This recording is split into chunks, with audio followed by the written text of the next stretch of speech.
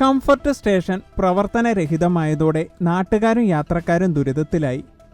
Anchal ചന്തമുക്കിലുള്ള comfort സ്റ്റേഷനാണ് ദിവസങ്ങളായി അടഞ്ഞുകിടക്കുന്നത്.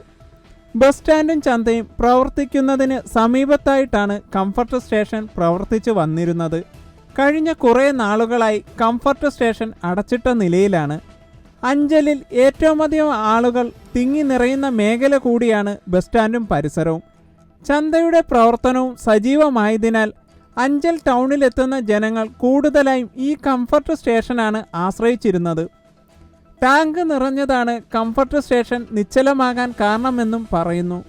അതേസമയം പ്രവർത്തനരഹിതമായ കംഫർട്ട് സ്റ്റേഷൻ എത്രയും വേഗം തുറന്ന് പ്രവർത്തിപ്പിക്കണമെന്നാണ് നാട്ടുകാരും യാത്രക്കാരും ഒന്നടങ്കം ആവശ്യപ്പെടുന്നത്. ടാങ്കിനകത്ത് അങ്ങോട്ട് ബാത്റൂമിനകത്തോട്ട് കയറി ഇരിക്കാൻ പറ്റാത്ത രീതിയിൽ നിറഞ്ഞിടയ്ക്ക് കമ്പാർട്ട്മെന്റിന്റെ ക്ലോസറ്റും എല്ലാം നിറഞ്ഞാ കിടക്കുന്നത്.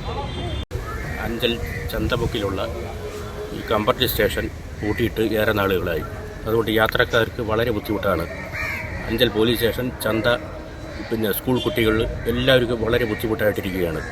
ആ ബസ് സ്റ്റാൻഡിൽ വരുന്നവർക്ക് എല്ലാ യാത്രക്കാർക്കും വളരെ ബുദ്ധിമുട്ടായിട്ടിരിക്കുകയാണ്. അടിയന്തരമായിട്ട് ഇത് തുറന്ന് പ്രവർത്തിക്കണമെന്നാണ് ബ്ലോക്ക് കോൺഗ്രസ് കമ്മിറ്റിയുടെ ആവശ്യം.